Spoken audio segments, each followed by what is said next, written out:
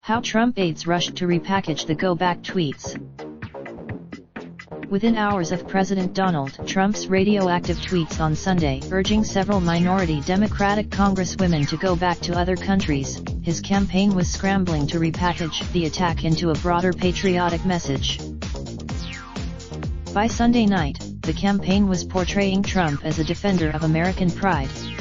President Trump, by Monday morning, the campaign's rapid response director and Trump himself were branding the congresswomen as dangerous ideologues, retweeting Republican senior Lindsey Graham's act. By Monday afternoon, Trump was clinging to a list of about his initial comments as he discussed them at the White House, laying out the mutated framing that had developed among his campaign and closest allies over the last 24 hours. You Democrats have become infested by socialists who detest America. My point was, if you are not happy here, you can leave. Read one bullet point. They want America to be socialist. Read another. The evolution from the Sunday tweets to the Monday talking points offers a glimpse of what the Trump campaign will likely have to deal with as it heads into the heart of the 2020 election.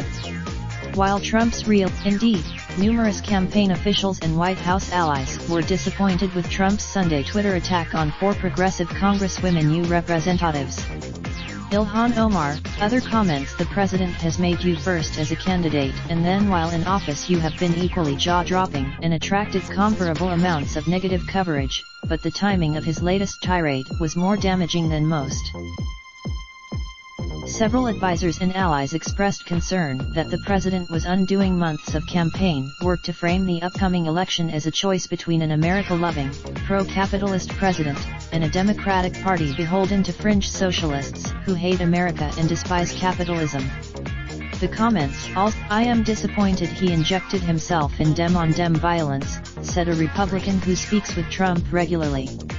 Anything the president. Sunday marked the first time an unexpected presidential tweet had sent the Trump campaign into damage control since the president officially launched his re-election bid in Orlando, Florida, last month. One former White, "Right now, you've got a group of people who are relatively new to Trump world who are still of the mind that they can endure stuff like this. The only way to, even if Trump's current team can salvage his controversial outbursts by spinning them to fit his campaign message, the president still runs the risk of alienating independent and battleground state voters with the initial remarks. The president has rarely found broad support when voters are polled on his use of Twitter. In a recent publicly, Trump's allies argue that the president's tweets helps him evade media spin. Trump employs and his latest remarks, she argued, merely highlighted how the socialist wing of the Democratic Party routinely criticizes America, she said, adding, "The toxic attitudes and policies these socialists are promoting are dangerous and will be rejected by voters."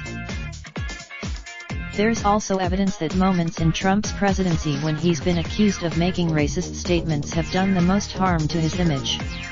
When Trump claimed, despite the corresponding slumps in his approval rating, Trump advisors still struggle to convince the president his line-crossing comments will damage his re-election prospects.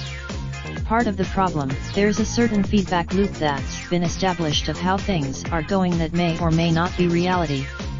So if he's watching, a few Republican lawmakers joined the choir, condemning the president's attacks against their progressive colleagues in Congress, something that further emboldens Trump, according to one campaign advisor.